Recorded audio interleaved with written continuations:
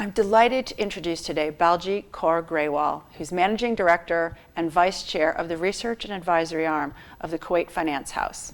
Baljeet, thank you so much for joining us here. Thank you, Kate. It's lovely. It's lovely to be here. Yeah, we're delighted to learn more about you and about your journey. I look forward. Yeah. First of all, explain to us, what is your job exactly? What do you do? Well, my job basically entails leading thought leadership, providing thought leadership, and leading the research arm of the bank. Essentially, Kuwait Finance House is an Islamic institution, and so the research and advisory that my entity provides complies with Islamic banking, and it provides an investment overview, it provides a strategic overview, we provide advisory, we do credit analysis, kind of risk advisory for our clients and both ourselves. How does a Malaysian woman come to this position? It's an amazing job you hold. It's a very important and powerful job you hold, and it's in Kuwait. Yes, well, it's intriguing, really. My background is in economics. I graduated with a first in economics, and then worked with two very large Western banking institutions. They were based in Europe. And after that, I moved back to Malaysia, and with a large Malaysian bank prior to KFH.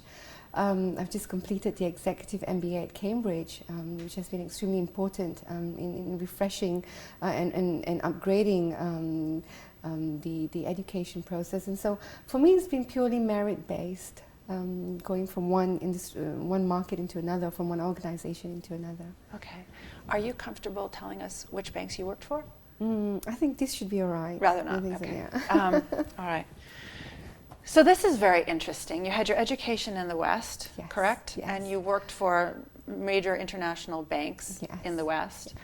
And now you have a bank in the Middle East. Mm-hmm. And I understand you made a stop in Malaysia as well. That's right, yes. Can you help us? You're a sort of, you have a very interesting perspective around this East versus West discussion that takes place in terms of leadership style, organizational style.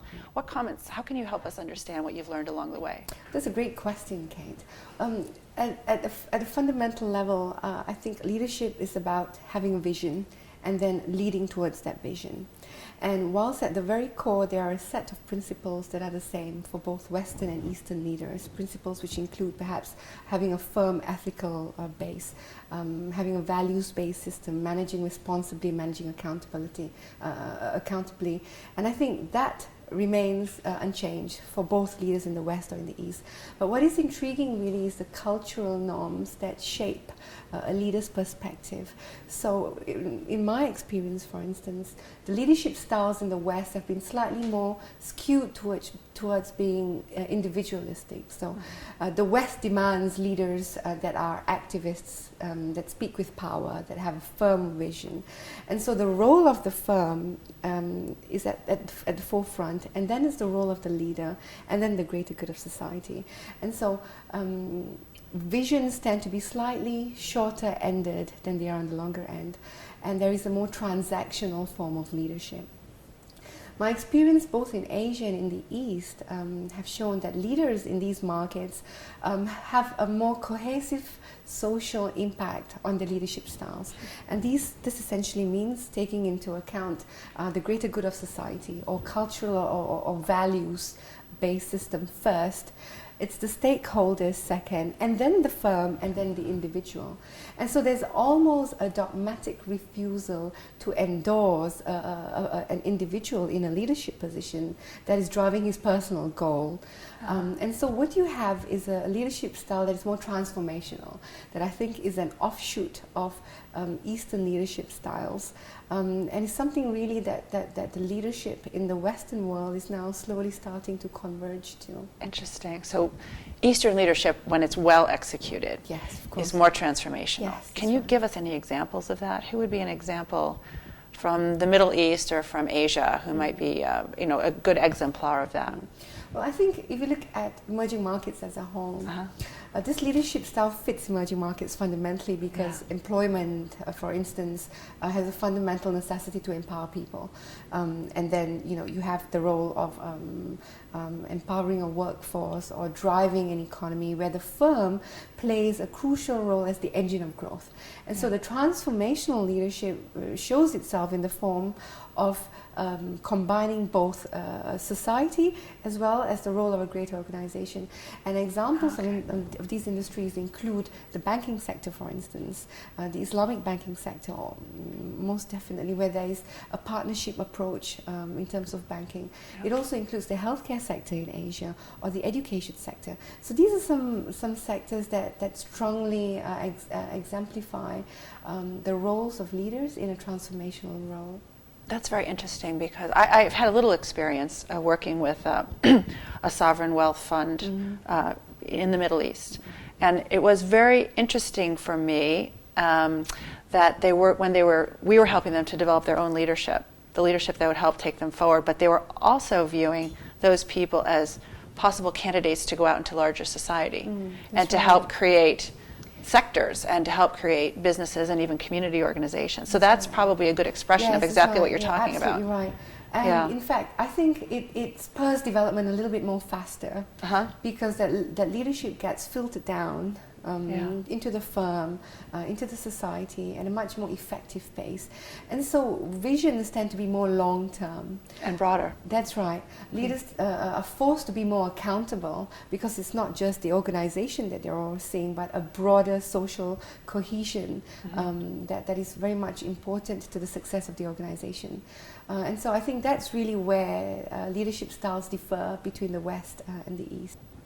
What you're describing around the Eastern style of leadership, is this a traditional sort of long-term cultural norm, do you think, if you know enough about the history of these places? Or is this a deliberate strategy because these parts of the world do need to develop more? They've got this wonderful opportunity now to take themselves forward into a 21st century with all sorts of resources that weren't available to them before. To what extent do you think this is a deliberate choice, and to what extent is it an expression of sort of a cultural background? I think it has a lot more to do with a cultural background than perhaps deliberately practicing transformational strategy. And that is, I think, historically, because a lot of emerging markets tend to coalesce.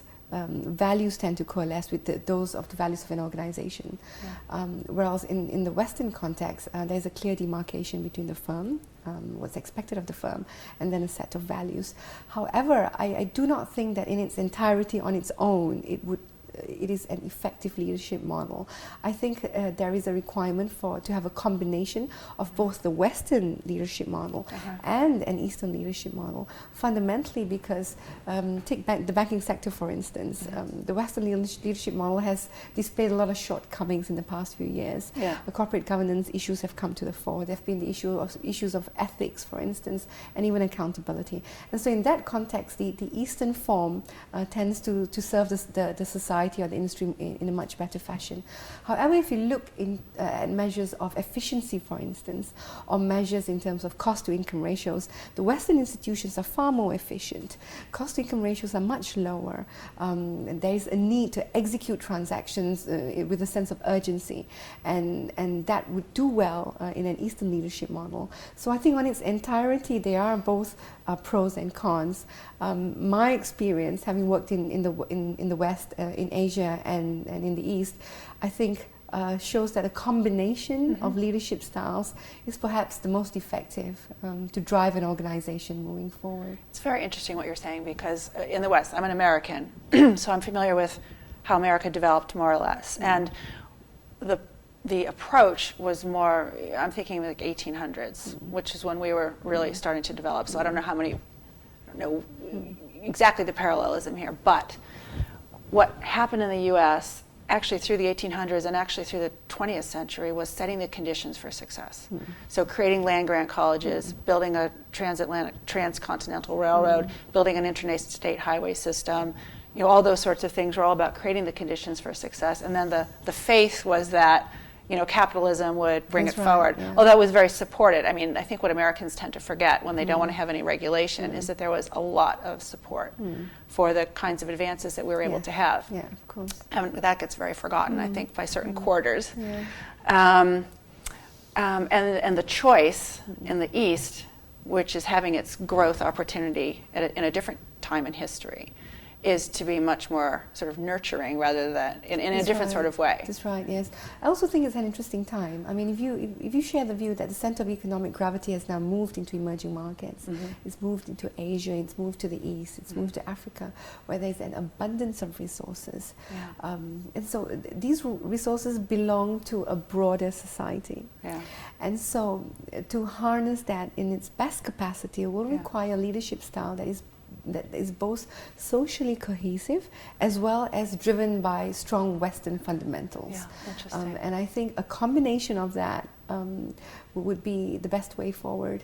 And I think if you look at emerging markets or the way leaders are groomed in emerging markets, they've had the benefit of hindsight from the West. Yeah.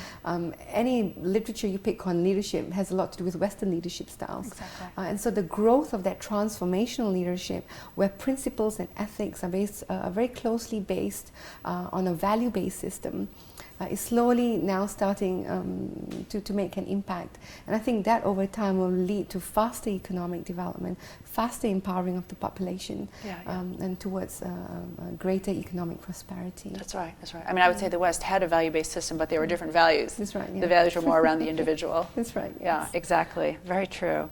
So I'm very curious to explore a little bit with you what it's like to be a woman in the position that you're in. And I've heard you say in the past that you don't believe that there's a glass ceiling, which is something that gets a lot of discussion in other parts of the world. Yes. So can you talk about that a little bit? Yes. Well, I think the notion of a single glass ceiling for women in modern careers today is perhaps a little bit outdated. And I say that because in the Western context particularly, where the concept of glass ceiling is so prevalent, it's discussed with girls, it leads to women joining the workforce from a negative point of view. And so you enter into a workforce expecting to be discriminated, expecting much lower wage compared to your male colleague, expecting that at some point in your career you are going to need to make a choice as to whether it's your career or motherhood. And so I think it leads to a self-fulfilling prophecy, which is exactly what glass ceilings are. Yeah. And then you have a handful of women who actually do make it. And the whole metaphor of finally breaking a glass ceiling sounds extremely painful. And so very early on I decided that the whole concept of a glass ceiling, very early on I decided not to be associated with the concept of a glass ceiling. I think successful women leaders are driven by much broader values. There are issues with women in the workforce, but those issues are more related to qualifications, competence. They're more related to perhaps a cultural norm. They're more related perhaps to opportunities that are available to these women, opportunities that both transcends genders. These are also issues that impact a male population or a female population. Such as? For instance, qualifications, or being competent, or getting the right job that suits the right skills. Getting the right educational background. That's right, yes. Right. And so I think they are much broader issues than just a blanket glass ceiling. And so I think what drives successful women leaders is actually a well of both physical, intellectual, and emotional strength, which then translates into personal development. So I think it's important how women approach their job prospects in the workplace. I do it slightly. I mean, with a will to succeed, that's is what right, you're saying, yes. as opposed to perhaps a little bit of hanging back because you're not sure what's going to happen. Yes, that's right. Or you're not sure how you're going to be received. Yes, absolutely. Yeah. And these are prejudices. There are always going to be challenges and hurdles. It's just really, having a job in front of you, staying focused, to keep moving forward and to keep winning.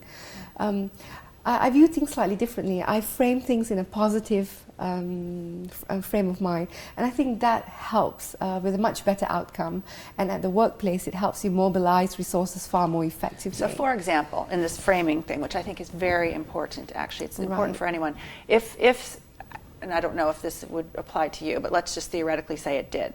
If you were in a workplace, Right. not as powerful and lofty a position as you're in now, but a while back, and you encountered a situation where there was a group of guys who had a culture going that was easier for a man to succeed in than a woman, in part just because of the social reasons. Right. Can I give you an example? Yes, of this give me a positive framing? Yes, please. Okay. So in a work context, and I'll take a recent example. 2 years ago, as you know, the banking crisis went through a seismic change.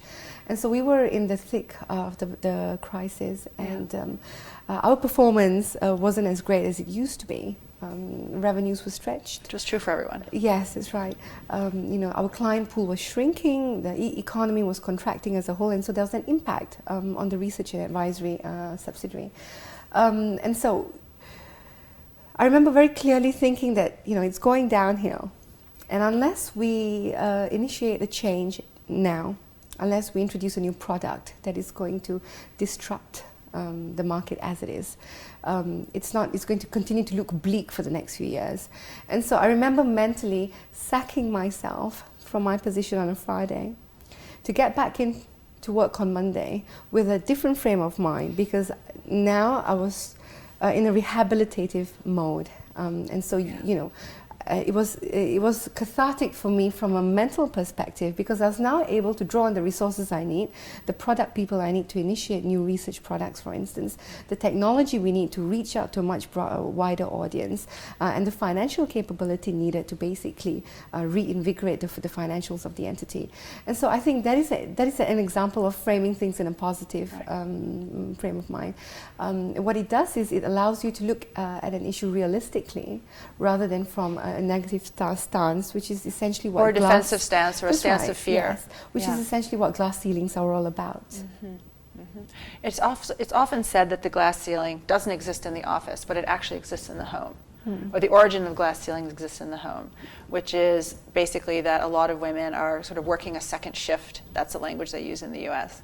That when they, or it's not something that their family or their extended family or their spouse or their kids, whoever, can sort of cope with them being away. Do you have any observations on that? I think it's extremely important to have a strong support system.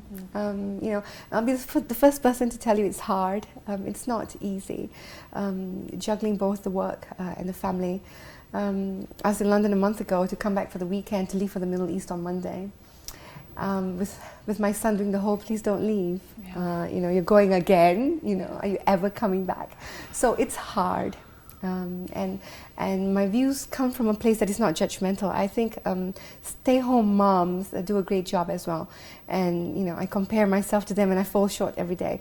But I think if you take a conscious decision to be employed, to be in a career, and to be driven, and to have that professional space frame your identity, then I think it's absolutely crucial to have a firm support network. And that is usually in the form of a spouse, or a family, or a sort of broader network, or even employers that actually understand that you are juggling both the home and work, and to be able to do one well, the other needs to be managed well as well. And so, I agree to your point. It's absolutely important. It's crucial. Some of the most successful men and women I know have extremely supportive spouses. To be able to bounce something off someone else and to get an objective opinion, to be challenged intellectually is extremely crucial. And I think that comes into the workspace as well. Yeah. You make a good point that for anyone, male or female, it has to be really worthwhile to work, to have the energy, to have the ability to go forward. Where do you get your energy from? You are doing a lot. That's a great question. I found out very early on there is no such thing as a work-life balance. It's a myth. It doesn't exist. But what is possible is to manage your energy levels so that your energy both at home and at work is equally spent, so that your resources are not depleted and you don't really burn out. And so for me, that means prioritizing. It means prioritizing activities both at work and at home. It means delegating to my team. It means calling on support when I need that support. And it also means being physically active. I run to feel energized. I think it's liberating. And so I'm able to check out of work and check in to being on my own, to think, to run. And or to not think. That's right. And to check back into work feeling energized, and ready to go another 12 hours. And so I think the combination of a physical, intellectual, sort of emotional strength is absolutely crucial to keeping that energy flows. It's also important because when you walk into, when you walk into the office, the energy of the rest of the office really, depends on your day. And so walking in feeling, that it's going to be a great day. We're going to look at things positively. We're going to reach out to new clients. We're going to educate people on Islamic finance. Matters a lot to me. Okay. One last question, and it concerns Islamic finance, or concerns the actual job that you do. We discussed this interview last week. We were getting a little bit warmed up, and one of the things that you said was you feel like with this job in particular, that you're really making a difference. Yes. And because you're making a difference, that gives you that extra boost Yes, of right. energy beyond even the runner's high. Yes, that's right. So can you talk about that a little bit? Yeah, sure. Well, I think if you look at Islamic finance in its broader context, it is essentially a moral code of conduct, and that transcends faith.